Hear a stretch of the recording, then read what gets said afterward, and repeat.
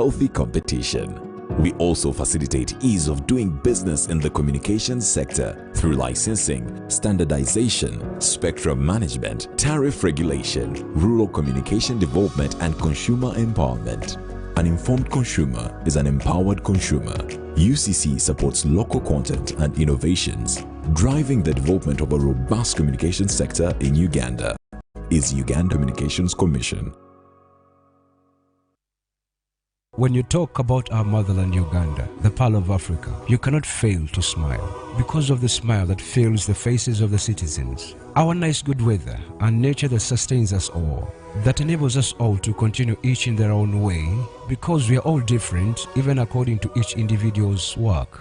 But what joins us to become one person is the sweetness from the flavored drink Alleluia Jingati drink and Alleluia Tamarind drink. The flavor that quenches your thirst while at the same time treating and healing your body because it is 100% natural. Enjoy the drink that has got the tamarind juice in it. Made by Alleluia Reflexology, Healthy Solutions and Nutritional Research Center Limited. Get yourself a bottle of Alleluia from all shops around.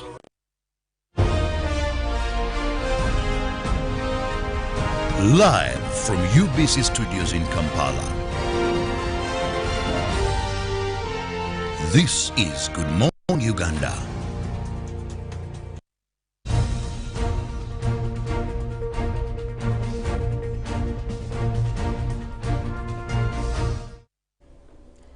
The region of East Africa seems to be the best region in the continent right now as I speak. And you might be asking yourself, how is that so? Well, I'll break it down for you. From July to August in Rwanda, we are having the AfroBasket 2021 that is taking place, which is causing the rest of the basketball community across the globe shine light and look into Rwanda.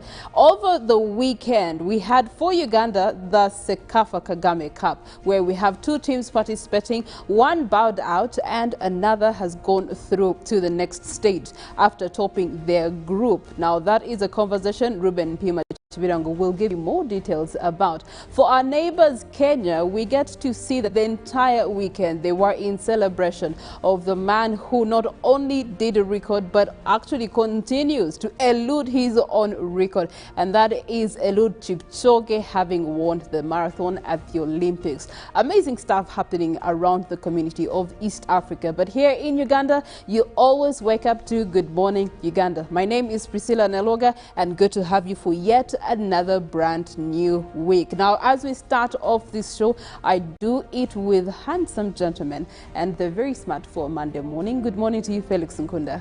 Good morning to you, Priscilla. How are you? Very well. How are you? It is good to see you this morning. How was your weekend? My weekend was awesome.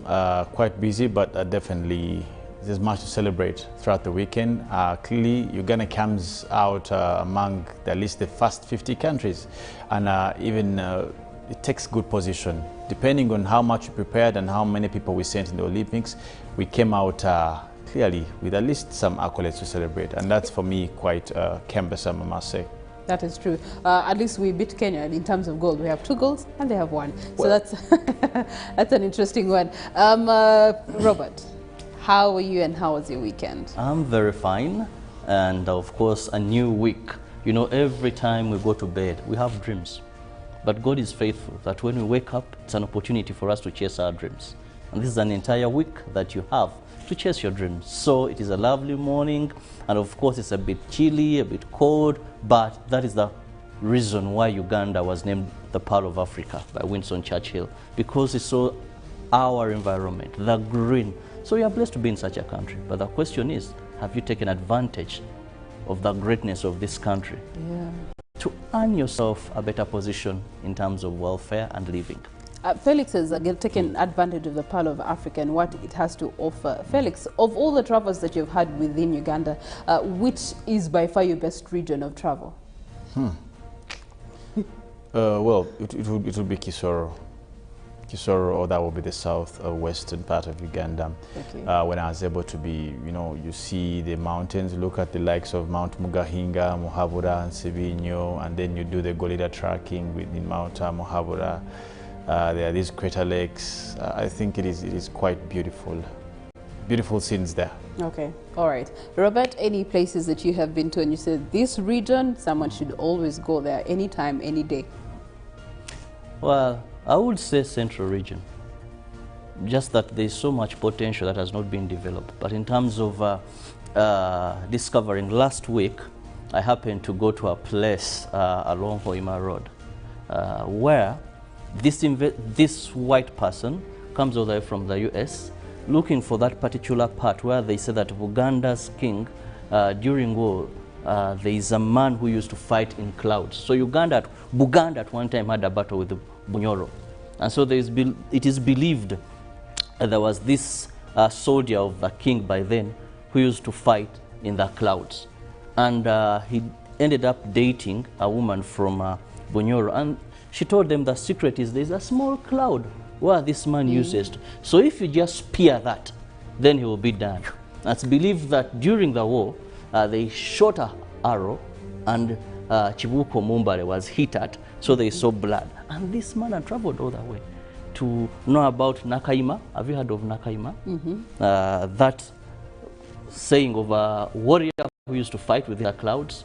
Then also visit the tourism, that is the Kabaka installation, the Nagarabi, and learn and get to write about all those nitty-nitty. So I find Uganda has so much richness. Tales. Yeah, in terms of tourism, the beauty, and the more you get to learn about it, you love it more. Couldn't believe that these are true stories, that they once happened. So to me, it's Central region. Which reminds me of an experience I had. We once hosted a Mzungu at my home, and he wanted to actually go visit the Burange Mengo. And while we were heading to that place, he actually had done his research about the history, what takes place in the government, the clans, and of course his words and pronunciations were not as good. But the fact that he was so much interested actually blew my mind, because I realized, oh, we actually have so much richness within the different regions that we stay in, if only, as Robert has said, focus on it. Speaking of focus on it, here on Good Morning Uganda, we choose to focus on the show and we bring you current affairs. Of course, we first start by looking at the last 24 to 48 hours since we were last here. What has made headlines, have a recap of those stories and a little bit dialogue around them. Then we get to have our newsreel, and in our newsreel this morning we're going to be talking about Buy Uganda, Build Uganda. Finally, some ministries are taking this direction. Later on, we will be looking at the tabloids and what they have to say this Monday morning, the 9th of August. Thereafter, we'll have a look into the traffic, and Madame Molen Kenyana will be here to give us weather, nature and climate. Of course, if you want to be a part of the conversation, the WhatsApp number is on your screen. Please do let us know how your weekend was, and then we'll be doing a poll question later on in our newsreel for you to engage and get your minds about these discussions, because they may be of national importance, but they do affect you at the end of the day. Later on at 8 a.m. we're going to be having Good Morning Uganda agenda, and then sports updates will be coming up later on this very same show at exactly 8:30. So stay with us all the way to 9 a.m. But we start off by a reflection into the stories that happened. Yesterday, having been Sunday, many of the faithful now know that at least they cannot attend prayers in a congregation manner. But they were advised that still you can do this at home where minimal numbers are. And that is despite the fact that churches and other places of worship in the country are in the second week of lockdown due to COVID-19 pandemic. To avoid further spread, the Bishop of Mityana Diocese, the Right Reverend James Bukomeko, wants Christians to utilize the 60 days lockdown on places of worship to emphasize organizing scientific prayers at their homes. Mityana Diocese Bishop James Bukomeko was speaking during a scientific Sunday prayer held at his residence at Namukozi, Mityana, and attended by among a few clergies and members of his family. Mityana Diocese Christians were encouraged to hold prayers scientifically in their homes during the ongoing 60-day lockdown on congregating at places of worship. The Bishop of Mityana, James Bukomeko, said organizing prayers at their home, they will maintain their faith as they protect themselves against the coronavirus infection. Bishop Dr. Bokomeko made the remarks while presiding over scientific prayers with his family and selected members of the clergy at Namukozi, resident in Mityana municipality. He, however, cautioned Ugandans to adhere to the set SOPs as the measure against controlling further spread of coronavirus pandemic. Bishop Bokomeko also advised landlords to amicably seek solutions with their tenants so that families and businesses do not collapse.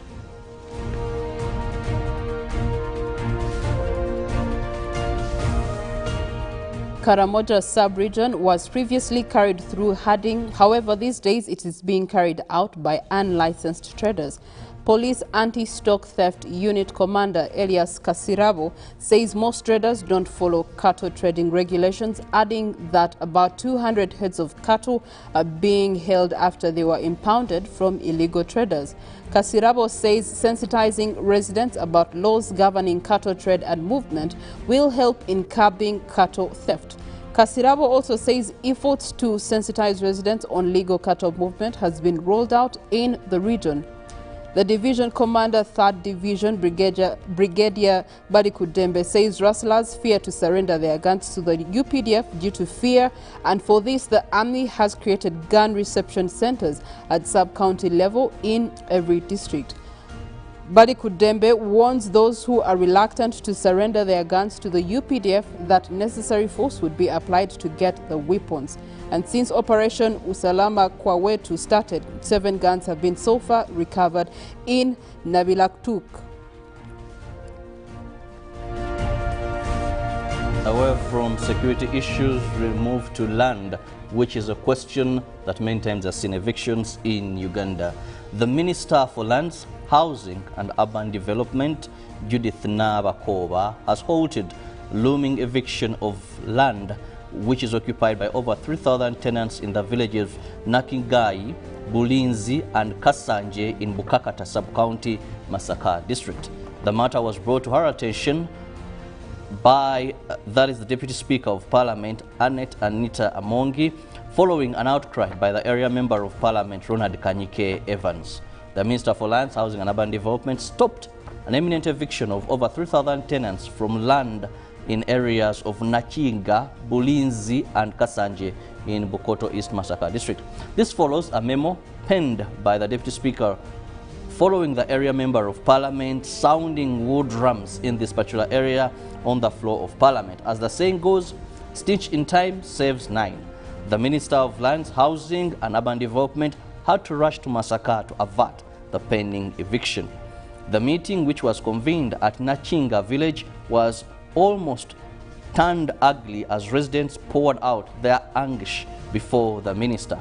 Flanked by the area Member of Parliament, Ronald Kanyike Evans, the Deputy Resident District Commissioner, Masaka, and the Area Security Officer, plus the minister, calmed down the tempers and assured the tenants that nobody would evict them.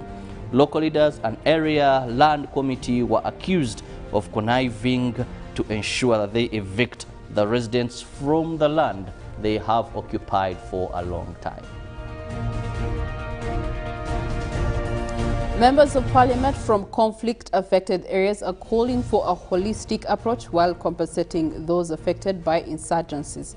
This appeal comes just days after Deputy Speaker of Parliament Anita Among tasked Attorney General to come up with a comprehensive report on the matter. This was on Tuesday, 3rd August 2021, when Uganda's Attorney General Kirabo Kiwanuka has just presented a status report on compensation for victims of the Lord's Resistance Army rebel activities.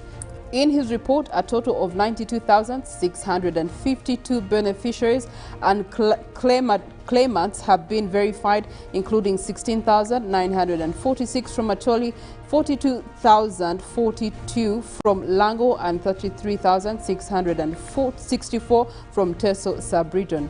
Discontented, dismayed, and seemingly disappointed, members of Parliament from some formerly war-torn areas poked holes in this report, with some feeling left out. With this guidance from the Deputy Speaker of Parliament, Anita Among, MPs now want holistic and comprehensive approach to compensation. The issue of compensation of war victims has been a long-standing subject in Uganda, which MPs want addressed once and for all. Well, the once and for all part of this conversation, we don't know when that will be, because imagine, since they were part of the struggle to date, they've not really been compensated. That's quite a long time. One wonders why once and for all has not been applicable in every other term that has come through. But we hope that maybe this one time it could be once and for all, and we'll never hear this conversation. People are growing older. I mean, they need to be compensated before they get into their graves. Otherwise, it will be second-hand compensation. I'm pretty sure Felix Nkunda has his 2 cents on this conversation while he takes us onto the international scene of news.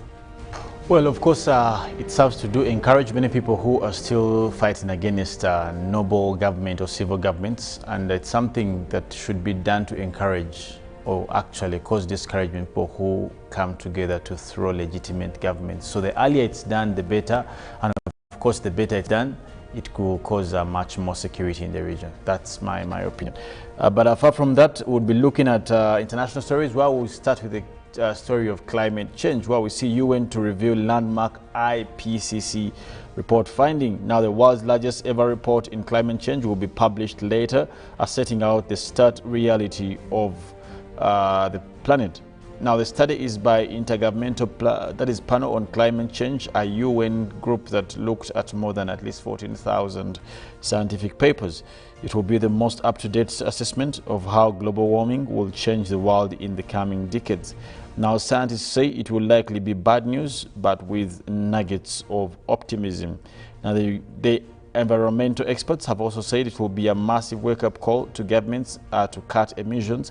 But in the same way, the last time the IPCC looked at the scientific global warming was in 2013. Now, the scientists also believe they have learned a lot since then.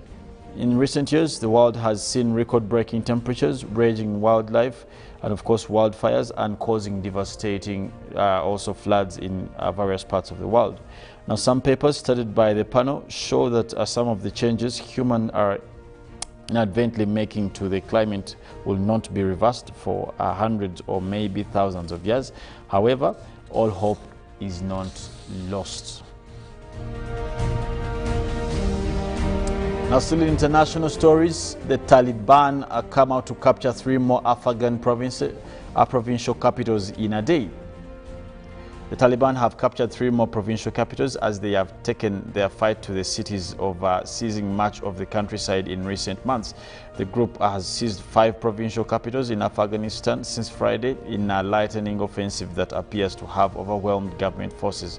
The Kudus, Srepol, Polkan of the north fell within hours of each other, and Sunday the Taliban officials in the cities confirmed.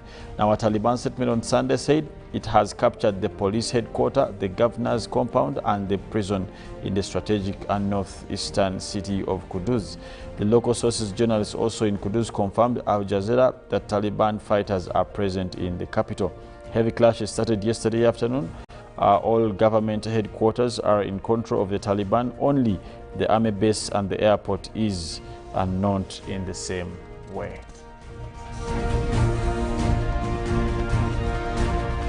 Now, crossing over to Africa, we look at a very sad story where we see outrage after Zimbabwean girl 14 dies giving birth at church shrine. Now, police in Zimbabwe are investigating the death of a 14-year-old girl during childbirth, a case that sparked outrage among citizens and rights activists. Now, Memory Machaya is reported to have died last month at a church shrine in eastern region of Marange. The case has exposed the exploitation of minors, as she was reportedly forced to abandon school to get married, and the United Nations urged the government to recognize child marriages as a crime and bring an end to the practice. Now, the organization said it notes with deep concern and condemns strongly reports into the circumstances surrounding such kind of deaths. The current trend of unresolved cases of violence against women, girls in Zimbabwe, including marriage of minors, cannot continue with impunity, the UN said in a statement on Sunday. Now, the girl's death on 15th July has put the spotlight on the practices of child marriage within Zimbabwe's Apostolic Church, which often rejects medicine and hospital treatments.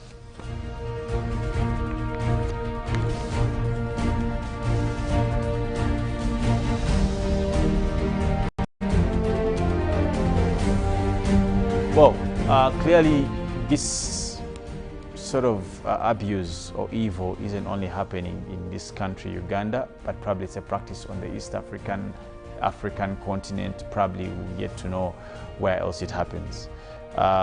It's been a bad practice, as a matter of fact. For me, I'll say it's something that is gruesome.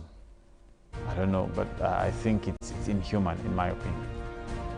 Well, you're very right. It's inhuman and something has to be done about it. But it all starts with the community. If the community is not responsible enough to take care of their very own, then how do we expect the rest to actually have as much concern? Because at the end of the day, it's someone who knows this girl, you know, that is going to be dismayed by all these things. But anyway, when we think about such things happening within our society, just to remind you that this could be someone's daughter that you know, and this could be someone's son that you could know. Anything can happen, but it's the responsibility of the community before it becomes the responsibility of the government. Now, speaking of responsibility, we do have these wonderful, amazing natural drinks, and they're extracted from natural things. We're talking about ginger and also tamarind. So if you are a naturalist, you like to take natural drinks, well, these are ready to drink and you can find them in any kiosk. They are Hallelujah ginger tea drink and Hallelujah tamarind drink. They will boost your immunity through such a time as this when COVID-19 is here, but then the cost of medication is up there. You want to be mindful and stay guard, especially with your immunity system. So these come highly recommended from us to you, but also highly comes recommended is if you have to get on the move today, but you still love to enjoy Good Morning Uganda. I know one gentleman called Barack. He got late the first week of after lockdown on Monday. He went to work late because he was watching Good Morning Uganda. So Barack, it's okay. You can actually get into your phone, Facebook, UBC TV, and continue to your journey to work while you continue with UBC here and Good Morning Uganda. Better still, stream live with us on YouTube, which is UBC Television Uganda.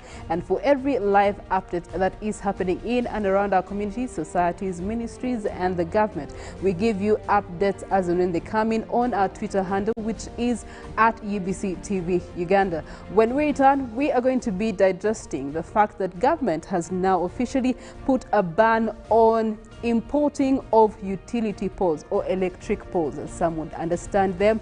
And how does this then push the campaign of Buy Uganda, Build Uganda? Felix, Robert, and myself will be back to discuss that.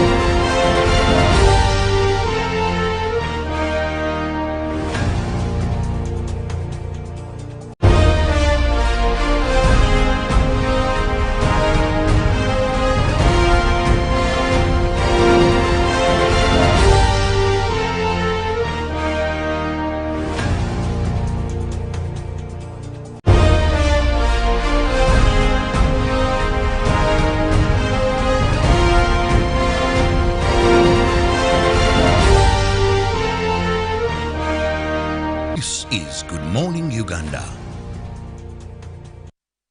Pick of the day on UBC, brought to you by Tulantende ku program obulamu bwo.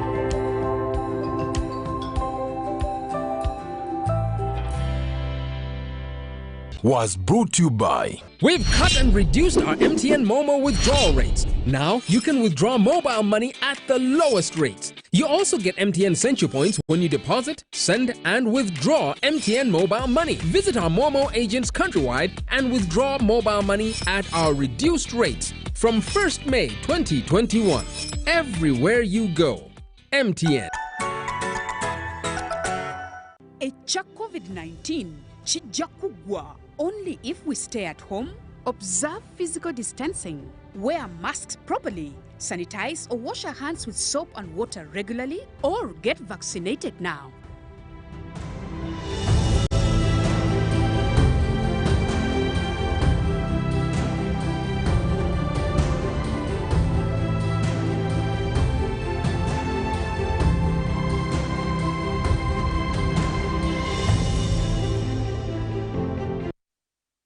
When you talk about our motherland Uganda, the pearl of Africa, you cannot fail to smile because of the smile that fills the faces of the citizens. Our nice good weather and nature that sustains us all, that enables us all to continue each in their own way because we are all different even according to each individual's work.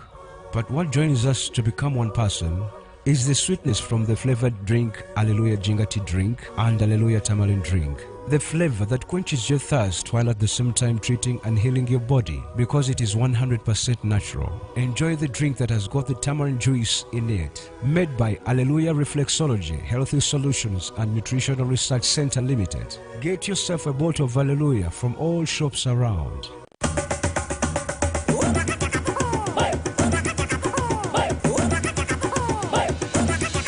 Experience 100% 4G speeds across Uganda with the Airtel 4G Pocket Wi-Fi available at 123,000 shillings only. It comes with 15 GB free for 1 month. Visit the nearest Airtel shop, device selling shop or Airtel online shop. www.airtel.co.ug/broadband-discover. Airtel, the smartphone network. Live from Now Avenue in UBC Studios. This is Good Morning Uganda.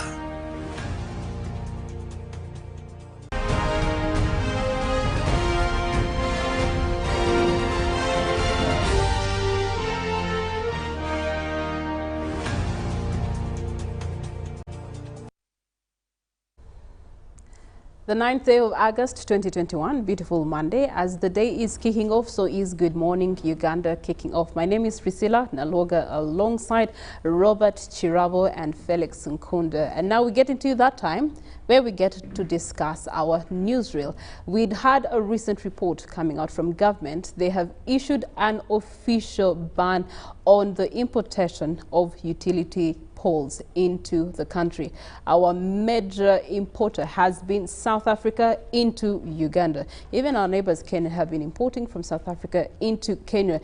And yet, over the stretch of the last 20 years, there's been a call for people to invest in forestation.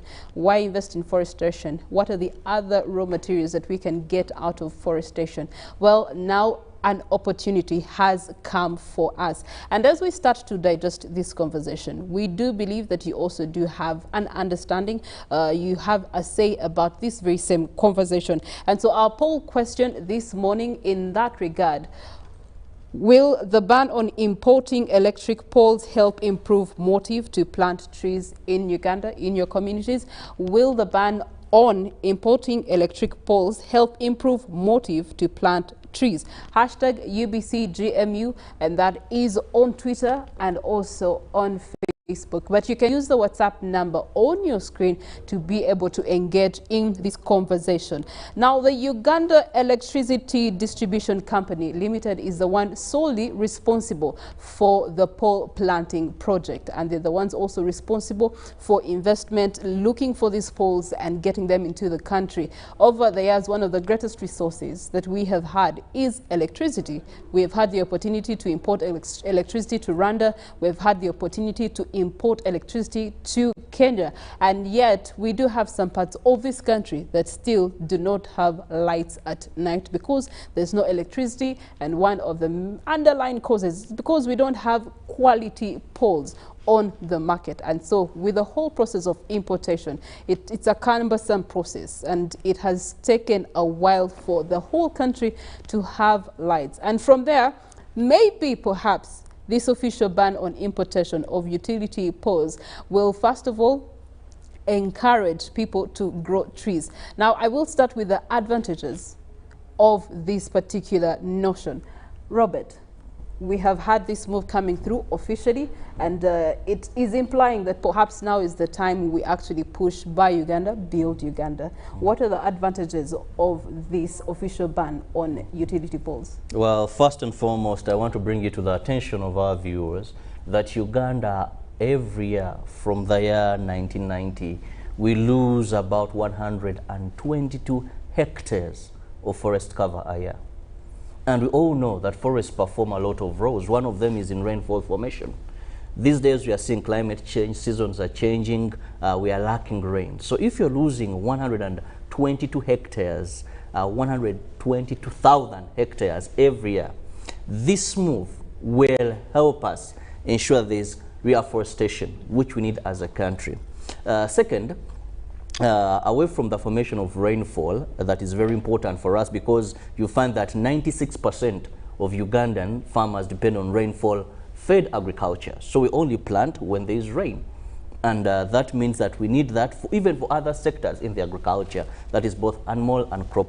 But also, one of the things that we look at is this will help in reducing pests and diseases. You know, the more there's deforestation, you find that pests come closer to gardens, you see monkeys and all this. So these are harbored in such areas, and this will greatly do that. Uganda spends over 5 billion a year on importing pesticide and chemicals, which is something can reduce. But now going back to the electric poles, first and foremost, we know that we're in a time of COVID-19, where a couple of things we could be getting outside countries, we may reach a time when we can't. Maybe there are total lockdown, and we can't even ship in such poles. So what do? The president has spoken about us finding home solutions to such problems. And one of the home solutions that even when we are cut out of away from the rest of the world is we have our home solutions. And one of them is ensuring that we now only use poles here in Uganda. Priscilla and Felix and our viewers, I want to let you know that Ugandans are very devoted, are very determined as long as there is market. If you remember, we had these caterpillar, silk, whatever. Ugandans went on large scale. They jump onto any opportunity. Yeah, we went to Moringa. We went to this aloe vera thing. So there is so much potential in Ugandans should they be assured of market. And this also goes back to the eventual consumer of electricity. I'll tell you, Uganda Distribution Electricity Company spends about $1 billion every year on importing these poles. And remember, because you import, you're buying them at a high price. A mature electric pole goes between, on Ugandan market, 100 and 120,000. Just imagine if a farmer has about 50 acres and they can harvest about maybe 10,000 trees. How much money is coming to this Ugandan? And second, even the price of installing electricity will greatly go down, because you know you're buying cheaper compared to what you've been buying the tree. And so we shall have rural electrification go a long way, because you have the poles, you're buying them, you don't have importation, you don't have the bureaucracy we go through. So for me, I look at all those as advantages that this move will take us to. And I'm sure Ugandans had gone into eucalyptus, because we get this only from grandis, that is eucalyptus and pine tree.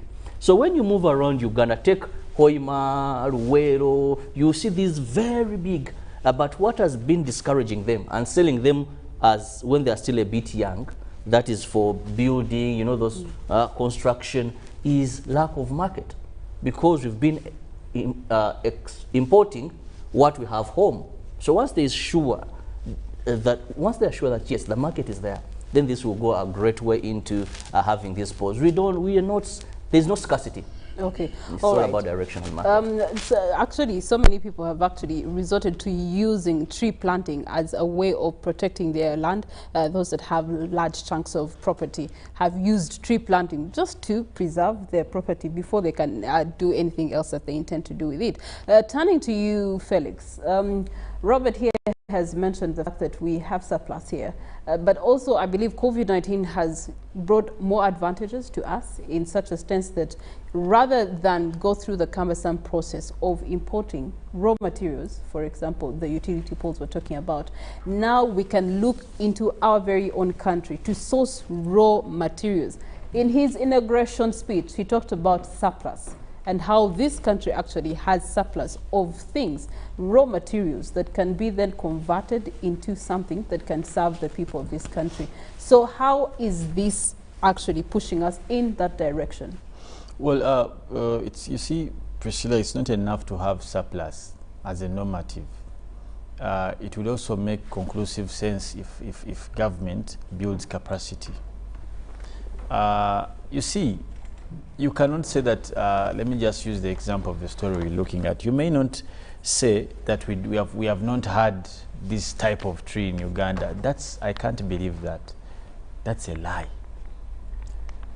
Uganda... It's not that we have not had the type of tree, but you know, when you look at the maturity stages and the processing stages, we've not had, I think we've just not had those levels yet. No, but now that research was done to make this ban, for example, it highlights that there's actually maturity and so much that we can actually harvest from here. Yeah, and for example, the UDECL has been around for over 30 years. And so, now, you see, sensitive institutions plan ahead. For example, if these trees would take about 7 to 10 years to grow to the level they want them, 3 to 4, Robert says, that would mean this capacity should have been built at inception of such institutions. And this is where we normally lose the point as the entire country, is that we don't build capacity. That even if you're saying that they are going now to buy locally, you're going to find that if this is left into private hands, it is just going to go back into the same people. Government or the rich who can all these things and one. But if we build capacity as a country, for example, if government can set up some institutions that, because I understand these poles are cut, they're supposed to be dried well in certain particular temperature, they're supposed to be warmed, they're supposed to be used some chemicals on them, all these things. But private institutions, do they have the capacity to do this? Secondly, even if this investment is made, because there are individuals who can afford the investment of the kind, but what guarantee do they have? Do they have MOUs with government? What I'm trying to say is that in the absence of built capacity from institutions like government, there's low confidence from the population. And that's why even the response is not guaranteed. The idea could be good, but the question is, what is the guarantee from government or from these institutions if you want to disseminate them from government? So it's important that we build capacity in some areas. You see, when you talk about build Uganda by buying Uganda, it will bring you back to the same thing. You're not going to force a Kirabo to buy a jacket like he's putting on if there are particulars that people look out for. And now that you see utilities like electricity are not in the confines of the private people, these are government entirely, because distribution cannot be by individuals. But we're looking at, you must satisfy a couple of things. It's not just a matter of you wanting to demonstrate or selling Uganda by what, all those things. You must, one, meet the expected standards, because you're talking about safety. You understand? You're talking about safety. You must reach a particular standard that is required internationally, the ISOs, in this whole electricity thing. Now, the question is, when you say that now we are cutting off importation, how prepared are you to also feed, because the demand is there. Now, you're going to hear stories like in the next 2-3 years, you can't have electricity because there are no poles. People have applied for electricity for the last 3 years and there are no meters. Now, what kind of nonsense? And even the meters that but they are saying that there is a number now corrupted, they're being taken back. You get the point. You're going to hear these things. Because of lack, you did not build capacity. We did not prepare for this transition. It's a good thing. Robert has told you the poles, the people, climate, what, local, money. But capacity. You're going to find a Ugandan who's going to tell you, me, my pole, I'm selling it 300,000 shillings. And he'll give you reasons. Because the price of land in this country is so, it's also weird. Tell you, I bought these acres of land at this cost, all blah, blah, blah. So, how sustainable are these transitions? Now, you will find that these transitions are going to be made, and we are all going to be happy. Hey, now Uganda, but in the 2 years, you're going to see come down in saturation of electricity because of inefficiency. Because it is not good enough for you to say, I am transiting from foreign supply to local supply, but you have not prepared the local supply as an institution.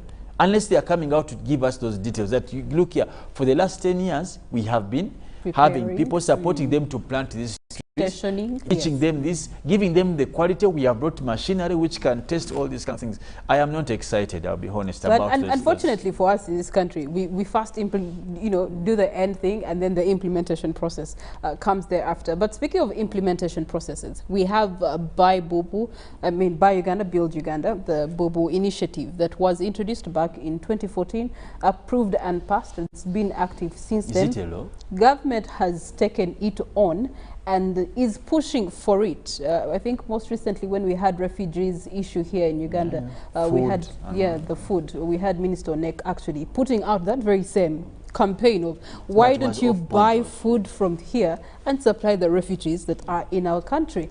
And so in that regard, the initiative is to really promote acquisition or appreciation of Ugandan locally based products, materials, and services.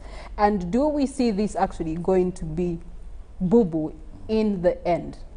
Priscilla, yes, I agree with what Felix said, that we need to prepare people. But one of the things we must understand, I'm passionate about farming and I've followed so much regarding farming, but government stand or policy influences a lot of things.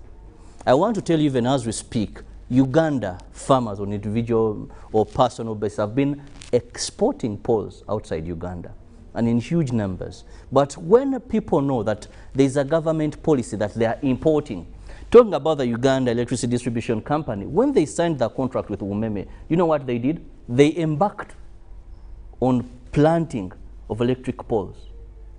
Despite the fact that this wasn't part of the plan, but they did.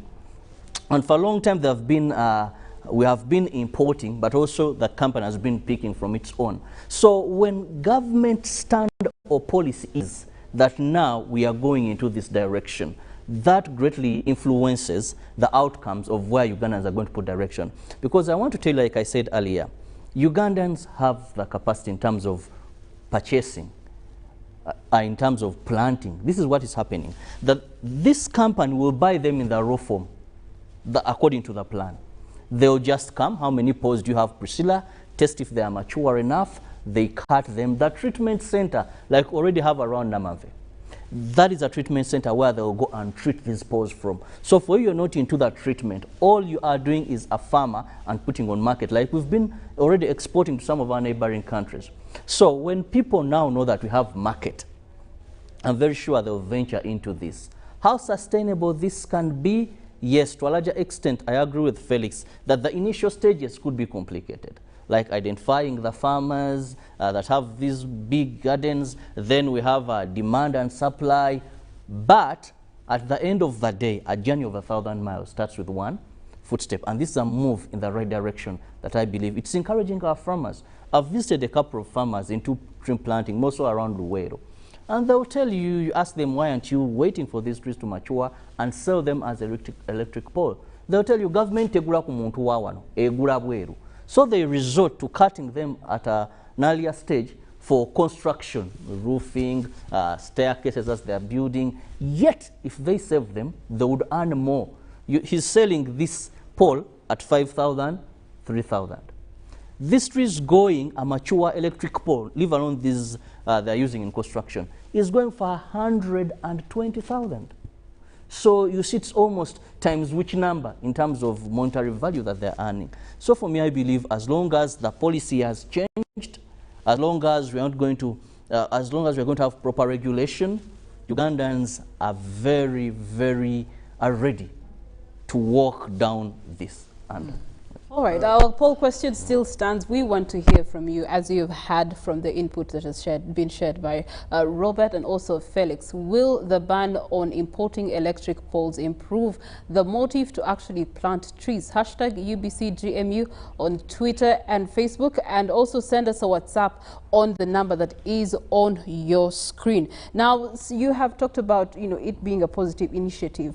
For Felix, we look at this initiative actually falling under the Ministry of Trade, Industry and Cooperatives, and it actually has to partner with government agencies, it has to partner with private institutions, it also has to partner with local manufacturers, and this initiative is promoting a lot of local manufacturers to actually be able to supply the poles. Me personally, reflecting on the most recent incident that we just had on a national level, when we had to actually print ballot papers under the election times, and that project was initially supposed to be done by Ugandans, by Uganda, Build Uganda. However, with all the bureaucracy and politics, it ended up being then the contract was awarded to a company that was not a Ugandan company, and that saddened us. And so many people questioned, then where is the motive to actually buy Uganda and build Uganda? At what stage do we push these things and then pull out of these very same initiatives? You see, this whole thing of Bubu is a very brilliant idea, I must say. It's so interesting that it actually came in a time when the president and the government was talking very much about industrialization, trying to improve production in the country and all this. That's when we saw these industrial parks being set up, and of course the Nama, the Soroti, the Mukono, all those places. But the initiative was basically to boost local transactions, actually to enhance local consumption. Now, that was supposed to be backed by growth in industrialization. That would be a good motivation for even investors. If you can have if you can turn this big population into a market, that would be quite tremendous. But you may not be able to exonerate other aspects of production. And I want to say this without fear of contradiction. Have you looked at the tax of this country lately? The taxes? Have you looked at them? That's why when Robert was talking about people are going to be encouraged, I'm thinking, I wish you know how the taxes look like in this country today. You will be surprised, and you'll tell me that it may be cheaper to import those poles. Actually, yes. For this year. You do have a point. Than to buy them here. Don't be surprised if that report or whatever, if you try to research and find out. Don't be shocked.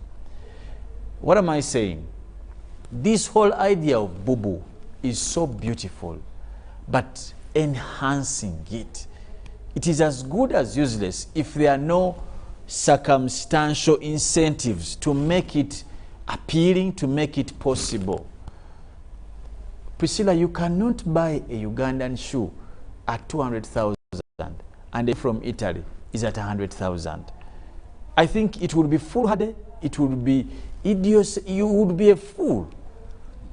Even if you come to merge quality. You get the point. Actually, now, yeah. You look at Ugandan clothes. You want to buy a shirt made in Uganda that is at about 50,000. Let me give an example. Someone shared with me, they traveled to Zambia and they went to a Woolworth store. Now, you've been to a Woolworth store here in Uganda, and the prices are arm and a leg. In Zambia, the very same things that we have here were literally quarter the price of what we have in Uganda. And the analogy they told him was that when it comes to taxations, in Uganda, the taxes are so high, which then that tax base is implied onto the end user or consumer who has to bear the burden. Taxes in this country are so high. And that's why when you talk about this bubble thing, it up till today, it is still laughable. And that's why the only things that can trade with the bubbles are the Rolexes. Mandazi, chapati. Oh, Priscilla. Those are just a moment. Okay. Those ones are okay because it's chapati. Okay. But if you're talking about real tangible transactions, we must look at our tax mannerism. You get it? Look at people who you see, innovation must be geared by these incentives. You're telling people to plant trees, but again, there are many other things that come with after they cut the trees. Look at transporting this, because there's nowhere you're not going to put up a 70-acre plantation in Mukono. There's no 70 acres to plant. People are going to go in Bulemezi inside. Look at transportation costs. The fuel costs are just killing us. So all these things, it is not just enough to say we are buying Uganda. Okay. Uganda. Well, you must look at other things. Priscilla, I agree. Felix talks about other additional necessities. But I want to tell you, over a time, one thing I can guarantee you in Uganda, have the government policy, then protect the domestic investors. Because what has been a problem is this competition. By reducing on the taxations. Reduce the taxation. Let them know that now it is upon us, not having posed from South Africa, having posed in Uganda. That competition, where you'll find that maybe the investors are given even tax holidays and all that. So once we protect the domestic investors that are going to go into this, and also you must know that the agriculture sector has less taxes. Tree planting is one of the avenues that are not that very hectic in terms of farming, as long as you, long as you get the basics. You can't compare to passion fruit growing. You can't compare to maybe coffee, in case you're going in eucalyptus and pine plantation, what you need to give there. So there are some of the things that I believe we can go along with. And if it is government purchasing, that will mean, of course, you have to give farmers some incentives. Then you have to address issues like transportation, which we believe that these are possibilities. The biggest challenge has always been that the unfairness in business. And the unfairness comes in really with the cycle of trade, which has the producer, then the broker, then this transport, and then there's also the end user that they're selling this product to. Now that bureaucracy in there also actually makes it cumbersome and unbeneficiary for the initial person who is supposed to benefit, and that is the tree planter for these things. But some reactions from you here who are responding to our poll question. Keep your comments coming in on our WhatsApp line that is on your screen. Good morning, lovely people. Let's not completely ban, but balance both sides in terms of both supplying Ugandans and also show them quality from different countries to be able to adjust with quality in terms of the electricity poles that you are talking about. Our poll question to you this morning: will the ban on importing electric poles help improve on the motive for Ugandans to actually plant more trees? Hashtag UBCGMU.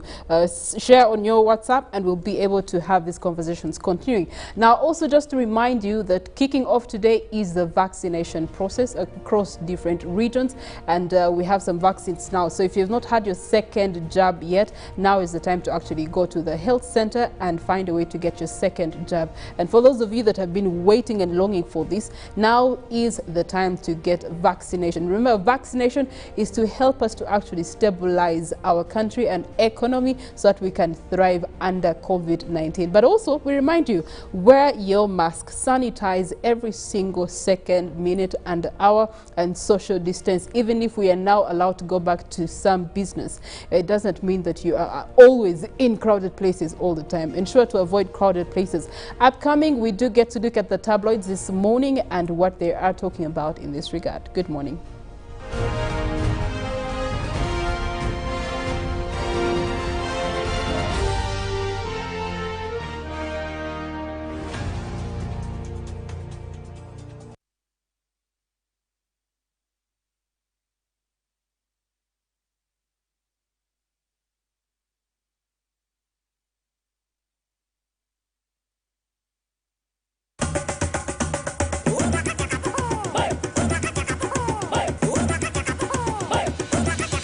Experience 100% 4G speeds across Uganda with the Airtel 4G Pocket Wi-Fi available at 123,000 shillings only. It comes with 15 GB free for 1 month. Visit the nearest Airtel shop, device selling shop, or Airtel online shop. www.airtel.co.ug/broadband-discover. Airtel, the smartphone network. It's no secret that ICT makes learning easy. The strides made in our field could not be possible without it.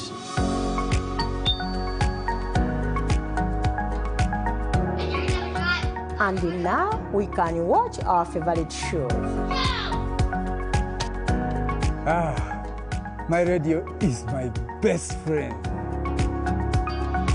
UCC provides an enabling regulatory environment and policy guidance for healthy competition.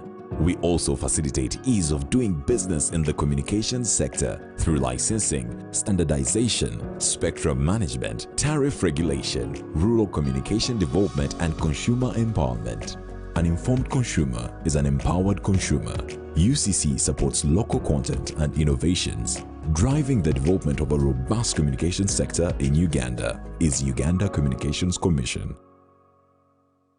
As the financial year 2020-2021 draws to an end, URA has put measures in place to facilitate taxpayers to file their returns and pay taxes within the set deadline. All our offices across the country and the URA Contact Center shall remain open to provide extra support to our esteemed taxpayers. Additionally, we have extended our contact center service hours from 8 a.m. to 11 p.m. Monday to Friday, and from 9 a.m. to 3 p.m. on Saturdays and public holidays. In light of the COVID-19 risks, we encourage taxpayers to reach us through our improved contact center and other online platforms instead of making physical visits to our offices. For online support, please reach us through our toll-free lines 0800 117 000 or 0800 217 000. Email services@ura.go.ug.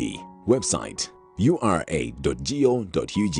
Social media: Facebook, URA page, Twitter @URA Uganda. URA Customs Help Tool, help.ura.go.ug/login. URA appreciates all taxpayers who have duly fulfilled their obligations. Stay safe and let us all observe the standard operating procedures to prevent further spread of the COVID-19 virus. Stay safe as we develop Uganda together. Uganda Revenue Authority, developing Uganda together.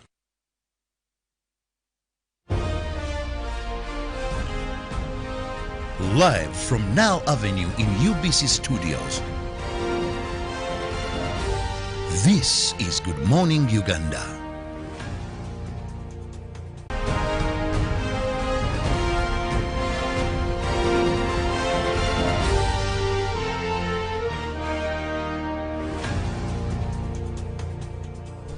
We can't forget to remind you that COVID is still around, and before you get that jab, the most important thing is to ensure that you protect yourself against the spread of this disease by perfecting the soaps. And we are also here to ensure we give you more information that is beneficial to you as you kickstart your day. It's time we take a look at what is in the print media. I hold the New Vision and my colleague has the Daily Monitor. Well, on the New Vision, it's all about soaps in arcades, and 73 arcades that is to reopen, 68 not cleared by KCCA over soaps. They give you a full list of arcades that have really been cleared for reopening and those still under lock until they fulfill the requirements to protect the tenants and people carrying out business in these areas. Still in the New Vision, Archbishop, the Church of Uganda, Dr. Stephen Kazimba Mugalu, they are praying for the Speaker of Parliament, Jacob Olanya, and that is the Minister for Energy and Mineral Development, Ruth Nankabirwa, during a service held at his residence yesterday. COVID-19 vaccination resumes today. So in case you got your first jab and you're due for the second jab, that is after 12 weeks, in brief 3 months, then it is time you approach any vaccination center as given by the authorities for you to get your jab. Remember, this is free and through or only at gazetted areas by the Ministry of Health. It's not hawkered, nor does anyone have that they can give at private arrangements. Still in the education column, First Lady tips youth on skills, and they bring you senior to mathematics, physics, literature, plus senior to chemistry and biology. But for the business community, over 200 job offers and tenders inside the vision for you this morning. On the Daily Monitor, government under pressure to cut taxes over COVID-19, and government is reviewing the tax measures that came into force on 1st July as part of the response to the post-lockdown aftershock. Now, the Trade Minister, David Bahati, says there is an outcry among business community over the new taxes. Well, of course, in the same paper, we're looking at Mugisha wrote a will thinking he would not beat the coronavirus and the abundant benefits of eating onions. And of course, now coach owners revive shillings 1 billion, that is a demand after 15 years. And COVID jab for children to cost government 1 trillion. Now creative arts find itself engulfed in state politics. Of course, inside the papers now, floods in Sudan damage thousands of homes, and Iran records over 500 COVID deaths. Now, still here from the archives, we see a photo of a crashed airplane, a wreckage of the DAS Air Cargo DC-10 plane there, crashed in Entebbe in 2000. Now, second atomic bomb dropped in Nagasaki. That was in August 9th, 1945. And of course, also today in history, Romans rooted at aeroplane. In the new vision, we still look at that is COVID-19 statistics, where today the positivity rate in Uganda is at 5.9%. New death 8, new confirmed cases 249 cases. Total death in Uganda, that is 2,793 persons have succumbed to COVID-19 in this country. Signs and symptoms, just a reminder, there is fever, cough, shortness of breath, sore throat and headache. So if you have these, seek medical attention. The earlier, the better. Still today in history, it was on this very date, the 9th of August, but the year 1962, when Uganda National Anthem played for the very first time. Still on this very date, the year 1987, Gaddafi ties note, that is Italian sources, claimed that Colonel Muammar Gaddafi, then president of Libya, tied a knot with his bride, who was a daughter of an oil investor, that is Adan Khashoggi, and the bride was 25 years. That is what happened on this very date, that is in 1987. Facts or myth about COVID-19? How is COVID spread? That is a question, and the answer is given to you today in the new vision. Now in sports of the Daily Monitor, marathoners rule, that is a sweltering heat. They give you a photo of one of the men who did best there, that is Kipchoge from Kenya. But also they give you the standing and how countries in Africa performed among the best. At least in Kenya, they are coming out in the 19th position, and it had 4 golds and of course 4 silvers and 2 bronze. And Uganda coming out in the 2nd place, where it stands at the 36th in the entire Olympics. At least it had 2 gold medals from Ruth Chemtai, Joshua Cheptegei, and of course 1 silver, that is Joshua Cheptegei again, and 1 bronze, Jacob Kiplimo. Now South Africa comes in the place of 52. There it has 1 gold, 2 silver, and no bronze at all.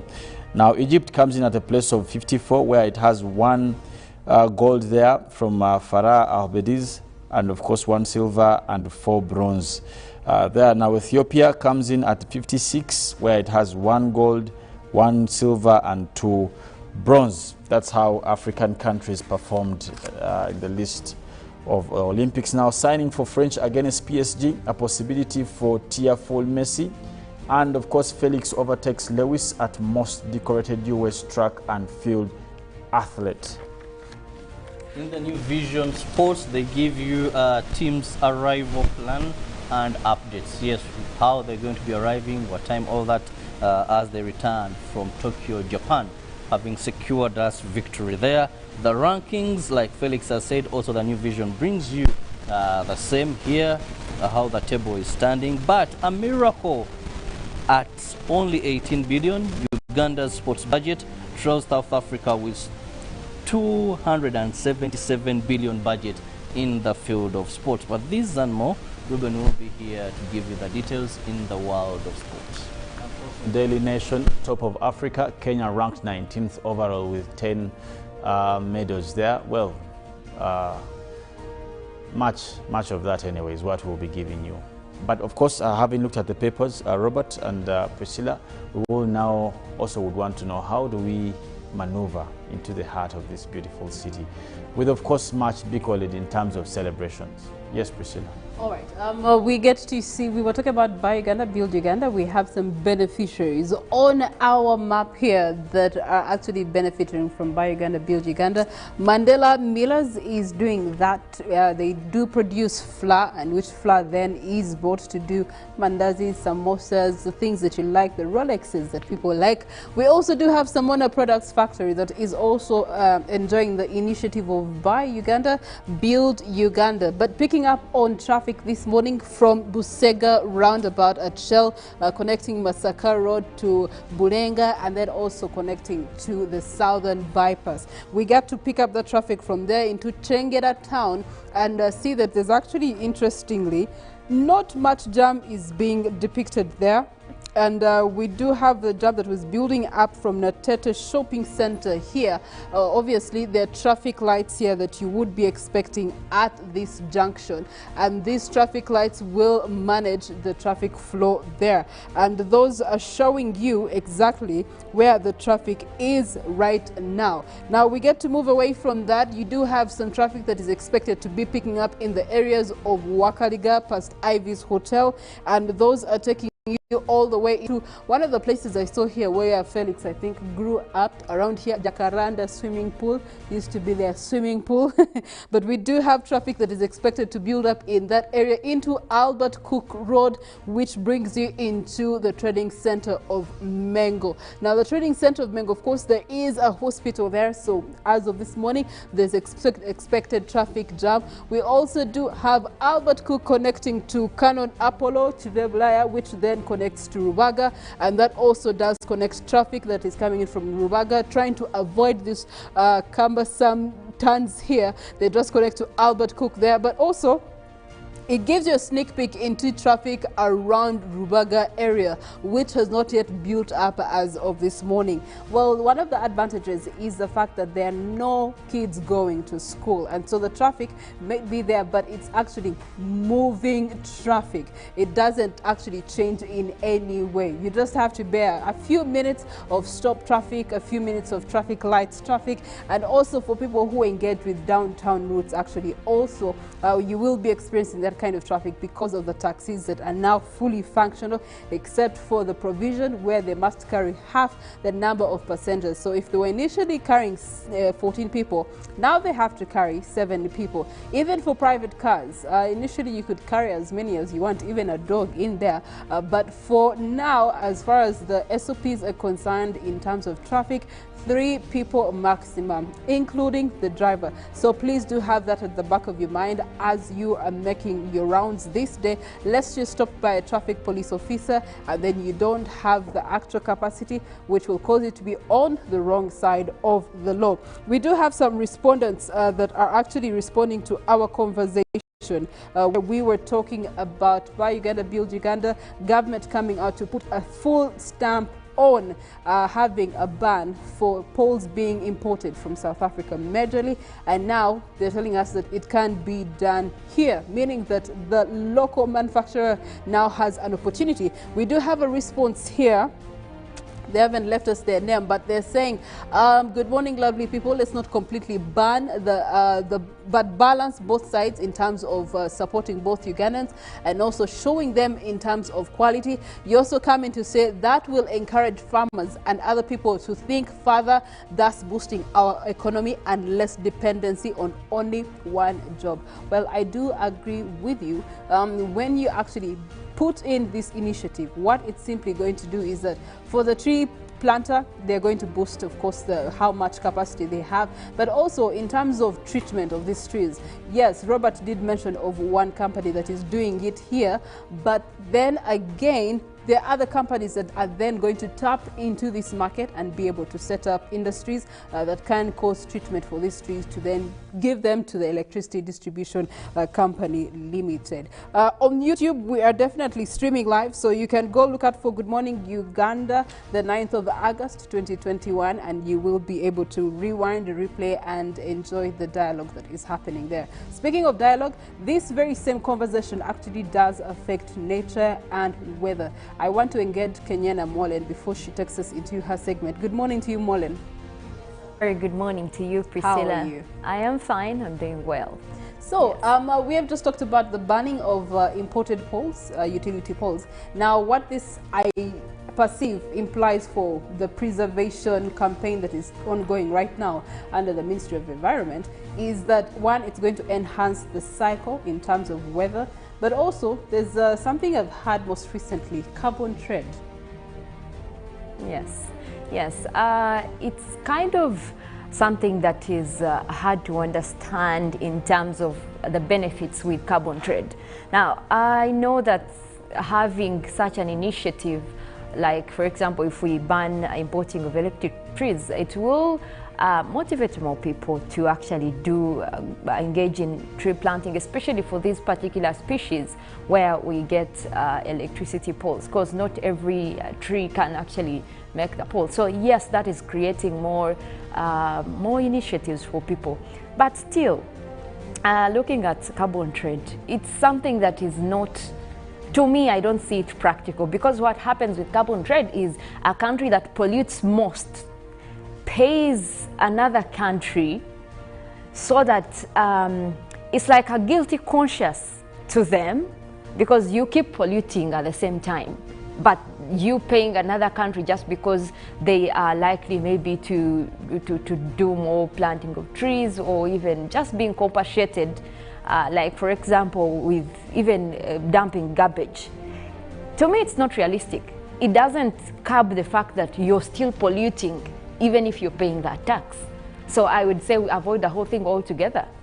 That's my opinion. Okay, all right. Yes. Thank you so much, Molen Kenyana. Now, as she's going to be taking us through weather, nature and climate, there's a climatical issue in Butareja where rice planters are also sort of rioting because of what is happening. She's going to be giving us more details in that regard. At 8 a.m. we're going to be having our agenda, and today's morning agenda is really about the NSSF mid-term that was passed. Who's eligible, how soon can they get that money, and that conversation is going to be directed by Robert Kirabo. Sports update will be coming through your way at exactly 8:30, but continue watching Good Morning Uganda.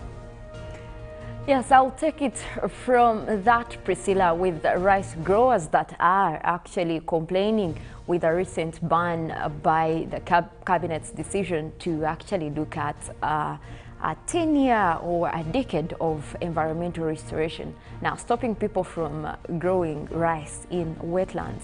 This is what people have been used to, and it's going to be very hard for them to change from that pattern, because that's where they're actually benefiting from, that's where their farming is. But we want to look at the benefits, really.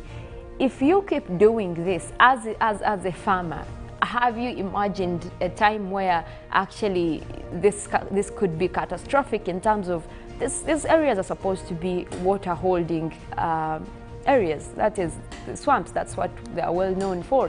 But when you keep encroaching on that, the more it rains, in scenarios where you get a lot of rains in that area, you're going to have flooding, and at the end of the day, even the rice that you've planted there, you won't be able to get it out because of this continuous flooding having encroached on the swamp. So I think while people think this is going to be hard for their farming activities, but also the benefits of improving and stopping the future extreme weather events are there. So that is something that I would wish for Ugandans to look at before we go ahead. But also when government is doing something like that, have an alternative. Let people be educated on what other alternatives they have or how they can actually go around it. I think that is important as well, while we do encourage them to get out of the swamps. But have they been educated on what to do? What other alternatives do they have? And how is it going to benefit them? because at the end of the day, if they don't have this information, they are actually right to come up and say, what do you guys want us to do? So yes, but this also comes on a day where the Intergovernmental Panel on Climate Change is launching the 60th the 60th report in terms of climate change. Now, I want to tell you what is in this report and what it means, and actually all the articles coming out from the embargoed report that we had yesterday are showing that even the target of 1.5 degrees Celsius by 2050 is something that we are already reaching, and the effects that we're seeing now in terms of extreme weather could only be worse. Now, this report is coming out today at 11 a.m. Our time here, but that will be at 1000 Central European Summer Time. Well, so this organization is a UN organization. They party with the UN, the World Meteorological Organization, the Framework Convention on Climate Change, and what they do is they do have a panel of scientists and working groups. Now, what they come out with are projections of what is likely to happen. Now, with projections, we also look at the amount of extreme weather that is likely to happen. So what we're seeing now, wildfires, floods, mudslides everywhere, it could only get worse. And I am looking forward to this report.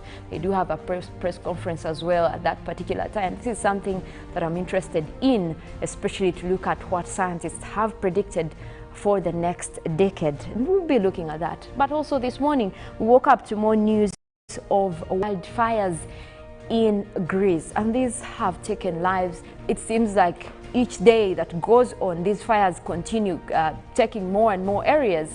And this seems to be something that is not going away because temperatures are still equally high within Athens, and they are reporting record amounts from the 40 that we had last week. Now, still temperatures keeping within the 40s. We did also have fires going on. That picture is also still from Greece, but then we do have one from California that is in the US.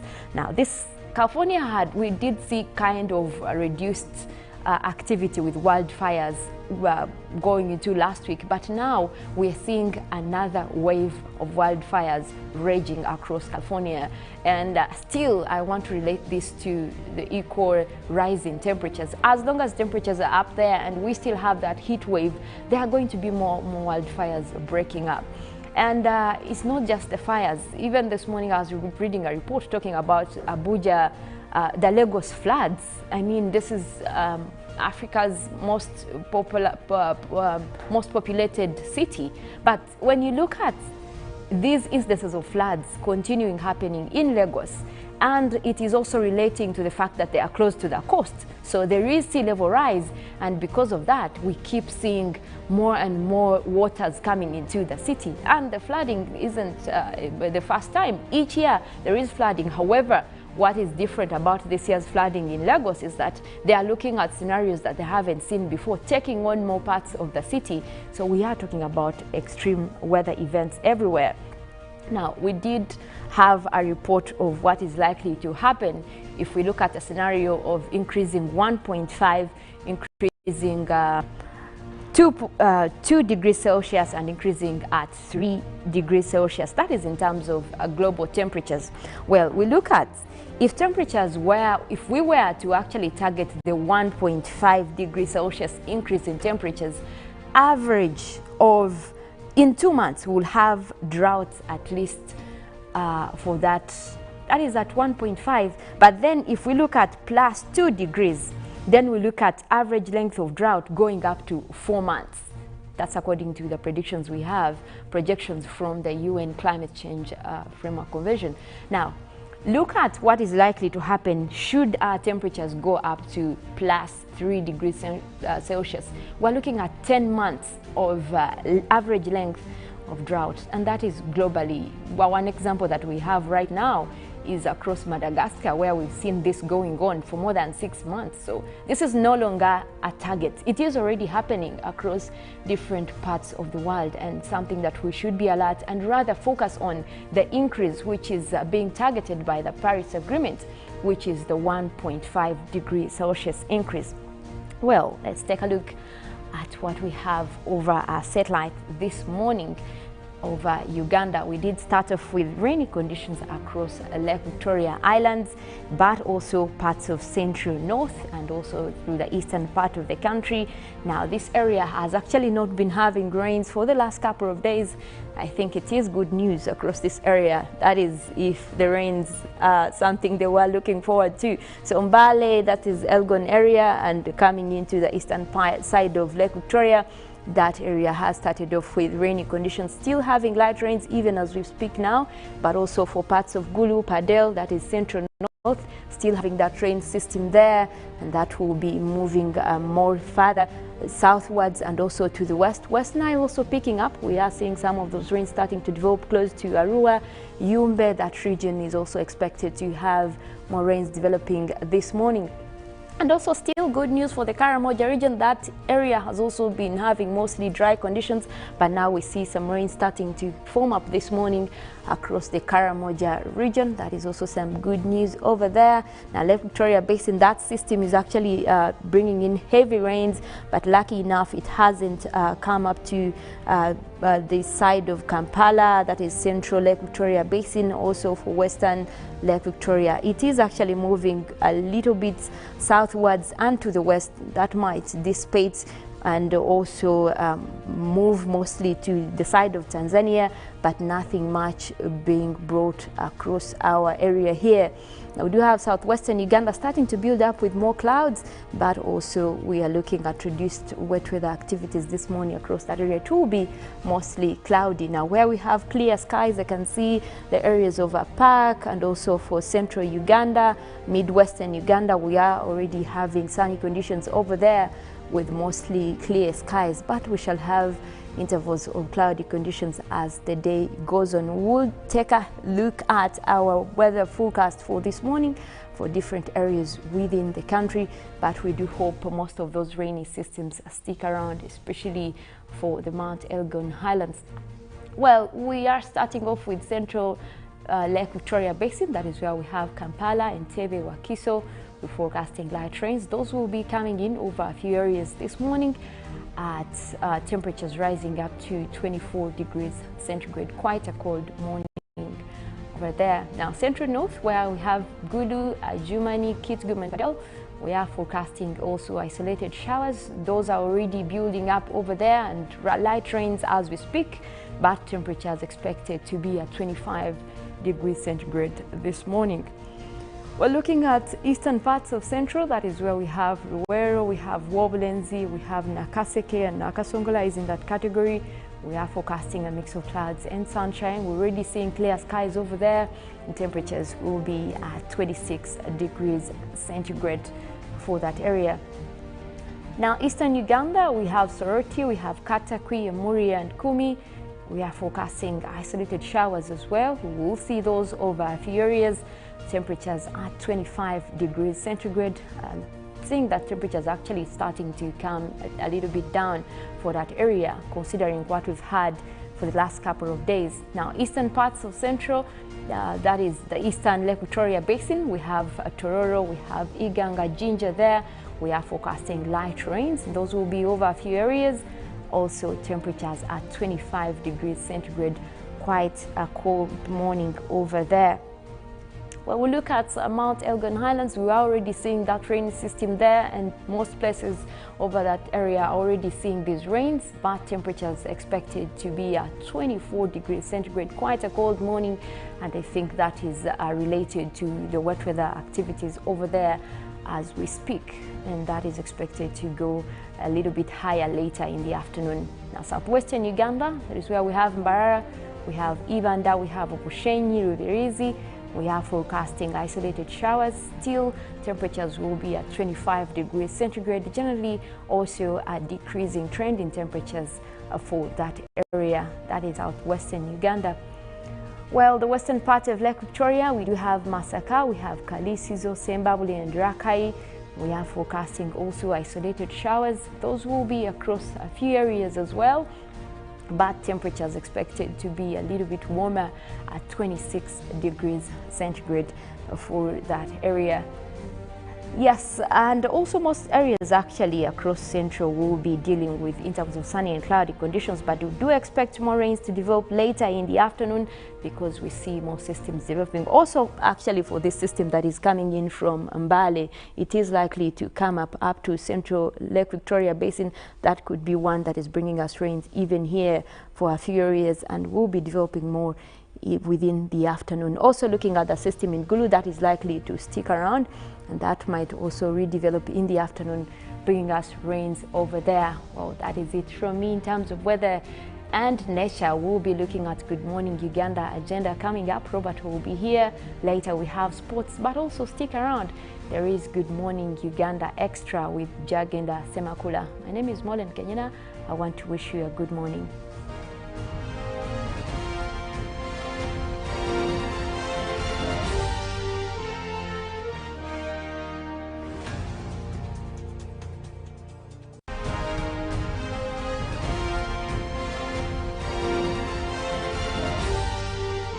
This is Good Morning Uganda.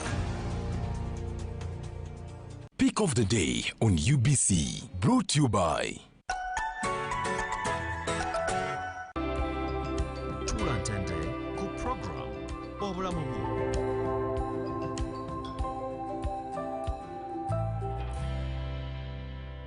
was brought to you by. We've cut and reduced our MTN Momo withdrawal rates. Now you can withdraw mobile money at the lowest rates. You also get MTN Century Points when you deposit, send, and withdraw MTN mobile money. Visit our Momo agents countrywide and withdraw mobile money at our reduced rates from 1st May 2021.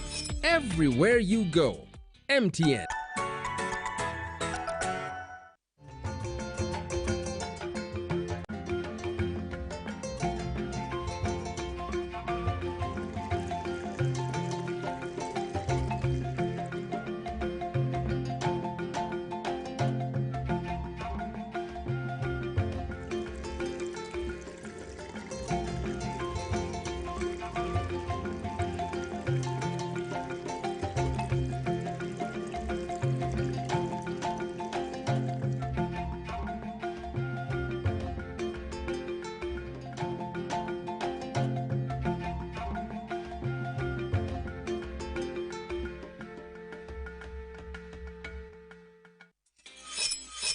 We've cut and reduced our MTN Momo withdrawal rates. Now you can withdraw mobile money at the lowest rates. You also get MTN Century Points when you deposit, send, and withdraw MTN mobile money. Visit our Momo agents countrywide and withdraw mobile money at our reduced rates from 1st May 2021.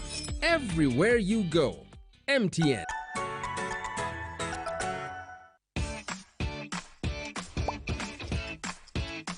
Welcome to English in a Minute. An individual human hair is very thin. This sounds very hard to do and kind of pointless. Let's listen. Jonathan, I don't know which notebook to use. It's a notebook. What's the difference? Huge differences. This one has lines. This one does not. This one has a spiral binder. This one does not. Okay, now you're just splitting hairs. When you split hairs, you focus on really small and unimportant differences between two or more things. This is a useful expression during an argument. If you are arguing with someone over something very small, you can say, "Let's not split hairs. It's not worth it." And that's English in a Minute.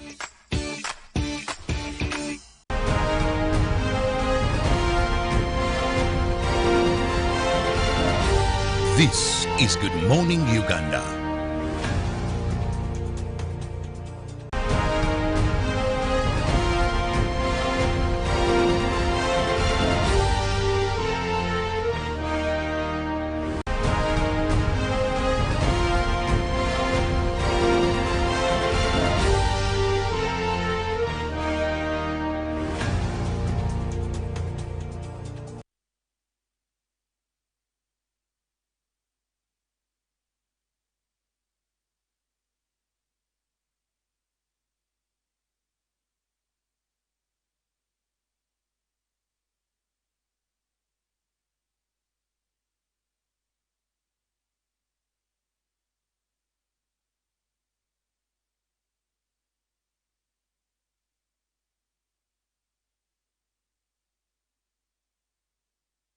Welcome back from Weather and Nature with Mole and Kenyana. This is our current affairs show where we make it a point that you're well versed with all the information that you need as you start your day. Once again, I'm Robert Kirabo Nyonyintono. Welcome to Good Morning Uganda Agenda. Now, we know that for a long time, savers with the National Social Security Fund have been craving for midterm benefits. More so when we saw the first wave of COVID-19, the lockdown. This is one of the areas that people resorted to, believing at least if they can access some midterm benefits of their savings, then this would see them through the time. However, it was a hot debate. We finally saw Parliament pass. That is the bill that was the 10th Parliament in 2020.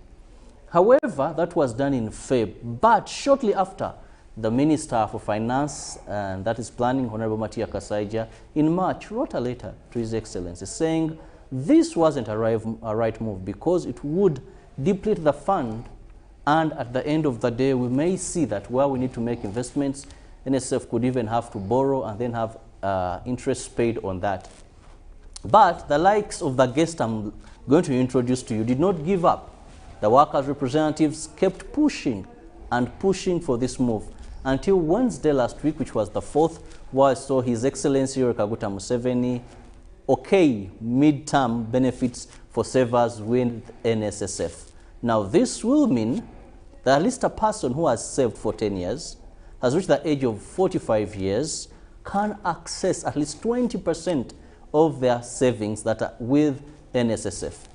Every month, NSSF collects about 125 billion from its savers. At the end of the day, the fund, as we speak, is of about 15 trillion Uganda shillings. And annually, it spends about 900 billion that is paying people their benefits. So this is how the fund stands. Now with me in studios, I have Asha Wilson Owere, who is the Chairman General, National Organization of Trade Unions, the man I told you that at one time I had named NSSF midterm. I remember hosting him last time and I told him, well, it seems you hit a dead rock. But he said, Robert, aluta continua. And as we speak today, they have secured victory. Oh well, let me begin by congratulating you upon this milestone achievement that you've always craved for. First of all, let me remove my mask. Since we are very... social distancing. We have social distancing. Now, I want to congratulate Ugandans, especially the workers, for this achievement. And all other players, because, you know, we are two centers, that is NOTU and the Central Organization of Trade Unions. Then we have the members of parliament. Then we have the leaders and the other players, even employers this time, they were on our side. But most importantly, I want to thank His Excellency, the President of the Republic of Uganda. Last time when I was here, I looked at the camera and requested him to actually give in and give workers this. And I want particularly to say thank you, Your Excellency. You have shown the workers that you care for the people. And you know, he's a liberator, and he understands the gist of the problems people are facing. These are one of the things that confirms him as a president of Uganda. And I want to thank him. And special thanks go to Parliament, those who passed the law at first stage, and our members of Parliament. Then the rest of the players, you the media, you played a very big role to put our voices out there so that people can listen to us, people can understand what we are saying. Even those forces who are against the midterm, because Baganda have a saying that Tomega no Kolaji, no Roma. So they put up their spirited fight, but I thank God that we managed to go through this. It's a a very, very important thing that will transform the life of workers, especially the savers. It will also improve the image of National Social Security Fund. Because all along people were thinking that the money to reach you, to get that money, you must die first or something. But now, with this, it's going to improve the image of NSSF, and it will create another avenue for them even to recruit more people to be, and also improve the saving culture in this country.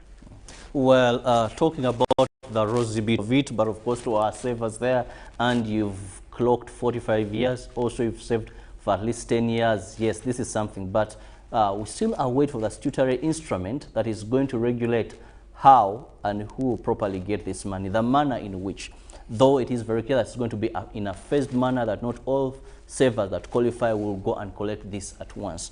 Mr. Owere, yes, you've talked about it is good, the image, the rosy picture has been painted. But let's better understand, why did you push for this? What is the treasure behind people getting 20% of their savings at midterm? No, first of all, this, you know, NSSF is initially is for old age. Now, old age, you wait until when you are 55. And then there are other benefits when you are sick, you have long-term illness that way, when you, and other benefits. So we saw it happening that, you know, we started pushing NSSF to improve. That was in 2009 when our offices in Katwe, by then this fight started with the Amalgamated Transport and General Workers Union to ensure that NSSF become a real workers' savings. Because at that time there were a lot of scandals. And the scandals were suspected to have been originated by government. Now, we started a fight to have a total control over the fund. At that time, the fund was 1.7 trillion. And there were so many scandals. You remember Temangalo, you remember all those scandals. All those. So we said no. What we need now is the workers to take the governance of NSSF. Now, we leaders, we had a very serious meeting. At one time, we were even putting on, we actually going to go on strike. Then the president called us and said, you people, what's your problem? We told him what we need is to have a real governance of our fund. He allowed us by allowing, he said, how are you going to govern it? I said, we want to be on the board. That time, I think the board was 9 people, and we opted for 5 out of 9, and were given. I remember by then the Vice President, Gilbert Pukenya, was the one who was given the charge to discuss with us. And we had a meeting, we were given the position. Now, to cut the story short, when we elected the members to go on that board, we decided that we told them, we gave them instruction to ensure that that fund, the top management are put aside, including the board, and we start a new chapter. And that happened. We asked them to hire a new management. That's when Biarugaba, Jerry Dean, and the rest were recruited. And actually we participated. Personally, I would even call board members to come and brief me on who is going to be in charge of that fund. thank God, we got people who have transformed that fund from a mere 1 trillion, 1.7 trillion to now 15 trillion. We gave them many instructions, a lot of, we told them to improve the image of the fund. Which you're satisfied at least it's a journey that is moving in the right direction. Exactly. They even rebranded. You remember NSSF had another one, but there was rebranding. So in the interest of time, let's move first to the current issue, why you vehemently push for that. Why we did that, all that long we were improving the fund. We improved it from just a mere 1.7. Then, but there was a lot of complaint that people were not accessing the money. People die without getting the money. When very few benefit out of it. Even some of them, when they get the money, it goes like what? You know, when you are 55 and you get the money, you don't even have a plan. You try to go in the sea, it becomes a problem. So we are saying now, at 45, that's where life starts. Why don't we start this and they access some little money so that by the time you reach 55, in 10 years you have started something. When you get the other money, you have already laid the foundation. And also seen how the waters, then you can be able to. That's how we came up with that. And we kept on improving on it, but good enough, other issues were coming on. You know now, people are not sure whether you can reach 55. There are many dates, and so we decided, we said, no, let's have mid-term. And we started now putting in place the mechanism. There was a proposal which we put in place. Good enough, we had people in cabinet and so on. So the principal went to cabinet. It started with the Minister of Labor. It went to cabinet, and the cabinet passed the principle. Then it came to parliament. And when it came to parliament, it was also a tug of war to make that bill, to convince members of parliament. You have been seeing us almost every day and every time promoting that in the media. And I want to thank you people in the media. You really promoted this. And here we are. We have got, and that's why we decided to, we know that mid-term, people, when they access that money, they will start something. And then, you know, preparing for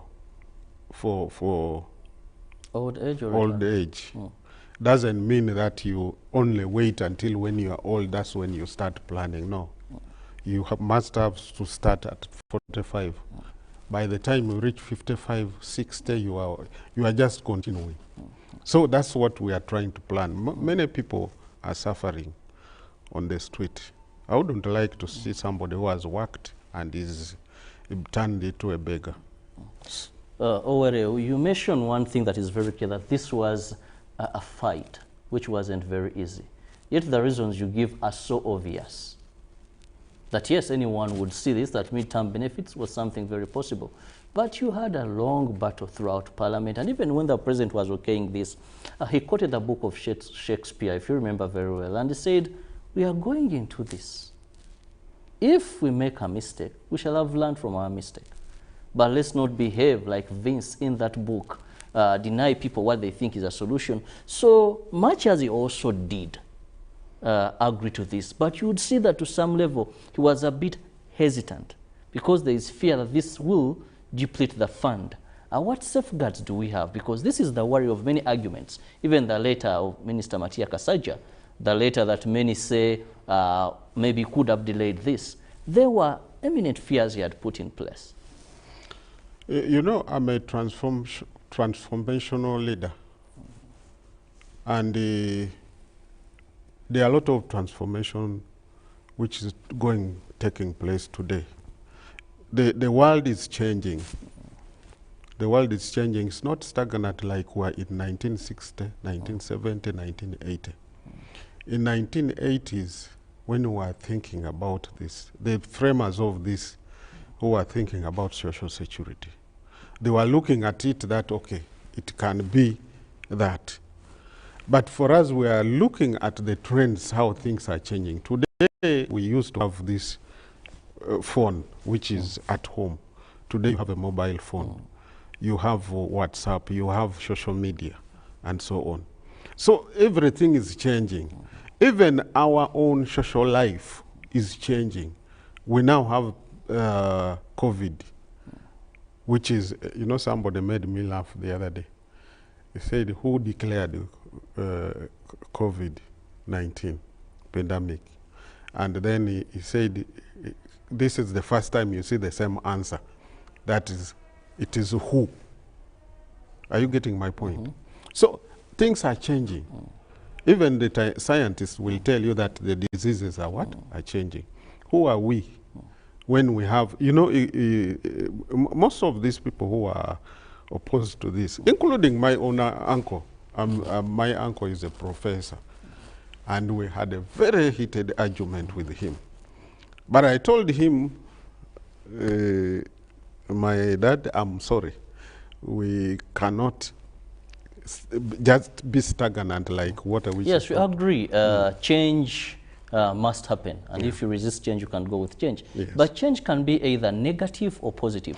So here what we need is safeguards that, yes, this is a positive change, because we know money, there is excitement. Anyone who is saving, knowing that I'm getting 20% of my savings, that would excite me, because I think I'm going to have money. Yes. But at the end of the day, if this fund has helped our government in a number of ways to avoid external borrowing, which is very expensive, because we had this fund has done, has helped in a particular areas. Here we are, maybe this could be a victory to the Weles, that they believe under our term, our tenure, we were able to secure this. So this is a credit to us. But have you really looked at how safe it's going to be, even before the statutory instrument is out? Yes, because this money, as much as it's helping the government economically, it will also help our own economy to recover from the waves. This bill is not all about mid-term. When we are planning for this bill, we put a lot of issues. The first one is, in the old law, there was you are only supposed to save, if you are an employer, only supposed to save for workers who are above 5, if you have workers who are more than 5. But now it caters for even if you have 1. So that one will bring more people to save. Are you getting my point? Then it is also opening up for those who have not been saving. The people who are saving, me and you, we are only about 5% of the workforce population. Now, we are going to have almost 11 million people who will be saving. Today we have 1 point something. Are you getting my point? So this is now a very big money which is coming in the economy. So there's no way you can tell me that you are going to get 1 trillion out of 15 trillion and it will collapse the economy. It is going, this is... More so in a phased manner. In a phased manner. And not only that, but it is going to, first of all, the worker, the owner of the money is benefiting. Because every year is going to be like that. You clock 45, you have worked for 10 years. It will continue. Now, the onus is now with us, NSSF, to use this chance to bring more people on board so that they can save. And once they save more money, the money will be in the economy. Even these people who are getting this money, they are going to plow it in the economy. They are not going to use it from outside. It's going to be within the economy. And government benefits out of, you go in the market, you go in the supermarket, those in the building areas and so on, depending on how they're. Some of these people may even create jobs in a smaller way. So it is actually one of the things that we are planning to expand and ensure that it brings more benefits both to the government and the owners of the money. We don't know what the statutory instrument may look like or is going to look like, because that was Wednesday and the president directed as we wait to regulate who will be getting this money. But the biggest change with NSSF away from people saving has been acquiring these funds. The bureaucracy, the requirement, it's not an automatic thing that once you clock 55, then you've been saving, automatically you get your money. Now, when it comes to this statutory instrument soon to be put in place, what guarantee already do you have that, yes, these midterm access, people are going to really access their money, and it's going to be in a smooth manner, not where one has to almost sacrifice or beg for savings, which has been the case to a number of savers with NSSF? No, this is going to be almost automatic. By the way, let me tell you, immediately after that meeting, there was express instruction to the Attorney General to work on the papers so that it goes to those amendments which were made. Because any change in the law, you have to take it back to Parliament, they ratify it, and then it goes back for signing. And that is the process which must be expedited. Then after that, we expect the ministers responsible for social security immediately to do something and come out with the regulation. But regulation will be also involved. So I don't think anything stringent will come from there. We mean well for this, and all the stakeholders need this because we agreed. Yes. Well, we're discussing access to midterm savings by NSSF. 45 years and you've saved for 10 years, then you qualify to get 20% of your savings. However, we still wait for the statutory instrument that will lay proper the methodology through which people are going to be getting this money. We are told that this is going to be in a phased approach, so not all will be getting the monies at a go. But we know that this is a fund that has about 15 trillion, and every year at least they collect about 1.5 trillion from the savers. That is every month 125 billion. Now it spends about 900 billion. That is paying people, beneficiaries, savers who have clocked the age and should get benefits. But it is believed that these monies, if people are to get this midterm, then that will be about 1 trillion spent on this maybe every year. And this is something they believe will not run the fund empty because of the numbers who are going to be benefiting. But also, when coming back to this issue of people getting their midterm, how have you prepared the beneficiaries? You know, financial management, financial literacy has been one of the issues that we've seen people get money and later come to moments of regretting. How have you, as the National Organization of Trade Unions, how have you prepared these savers? People have gotten money in this country. Look at a few government programs where government has given people money. You remember the Intandikwa? Yeah. We've seen people go and borrow even loans from banks. This is a loan. They know they put something as surety or collateral, but at the end of the day, the money just simply runs through their palms. At the end of the day, what was social security to benefit them, they've literally squandered this. No, there is a lot of expectation out there. And you must know that when people are expecting money, there's a lot that is happening. People have budgeted already and so on. But we will have arrangement with the National Social Security Fund, the two centers, that is Noto and Kofto, and then our members of parliament, so that we we use the media, we use other avenues to discuss and try to enlighten our people, educate them, and guide them on what. But you know, we have limited powers about that. Only what we need to do is to talk to them and also empower them.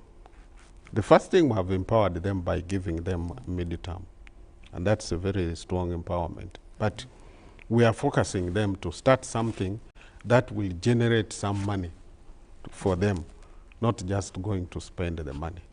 And that's the direction we are taking. So it's something that we need to do it jointly with the National Social Security Fund, the leaders of the centers, and other stakeholders. Even employers can join us, and we work together and do something that. And we also ask we are affiliated to International Labour Organization and others who can come up with some tangible. Our mother Ministry of Labour, then we can work out something tangible that can actually educate most of these workers so that they know the importance of this midterm and why we planned for that and why they should get the money and prepare for what I call soft landing. Yes. Well, I love the word soft landing. That indeed is social security. But time is not so much on our side, but as we wind up, what are your final remarks first to NSSF? Because we also know that there's always been arguments on who is handling that, who is handling this, as the body now that is in charge of this. But also then lastly will be to the workers who are going to get this money. My remarks is, first of all, I want to thank all the stakeholders who have stood with us in this fight. But particularly NSSF, I want to urge them, especially the management, when this law comes out, let them expedite the process. Let it not be, they should actually use this as one of their way of how they are going to improve their public relations. This is one of the tools they can use actually to bring more people on board, because once people see others getting this money, they will be enticed to come on board. And now I'm also calling upon the people outside there that please, we have opened up NSSF. We want the saving culture to improve. If you have any money you are keeping from somewhere, NSSF is the best place now to keep your money, because you can withdraw it at any time, especially the voluntary savers. Once you have your money, you can save it and get more interest from there. Because we expect more people to come on board, and by them coming on board, there will be more money, there will be more interest, and the fund will not remain the same. Lastly, I want again to thank seriously the President of the Republic of Uganda, our members of parliament representing workers, the employers, and all those stakeholders. There are those people who are working behind the scene. Next time when you host me there, I will tell you, because I don't want to reveal them here. But they have played a very important role. And especially the former minister of Gender, Labour and Social Development, Janet Mukwaya. She has played a very, very, very important role in this bill.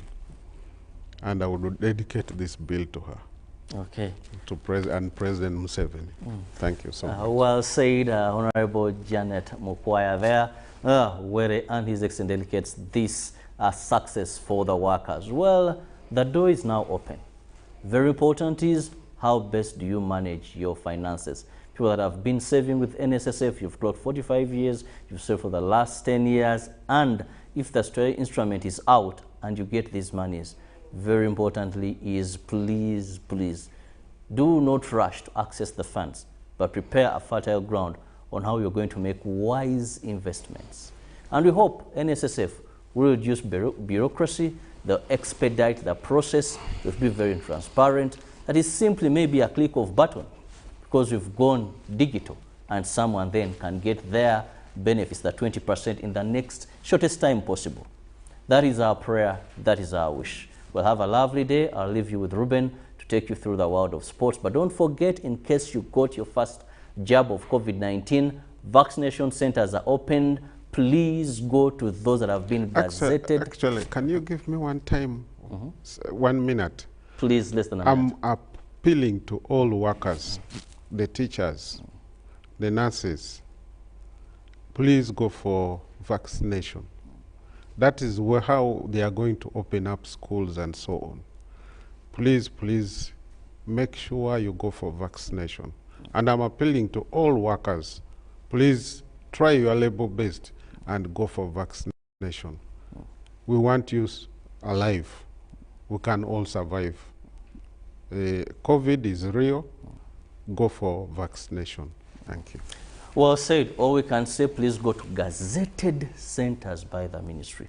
We do not want to have a repeat of the 800 who are vaccinated, CGI private arrangement and all this. Let's move through the straight line.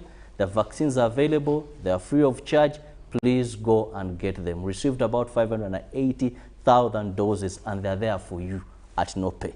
God bless you. Have a lovely day.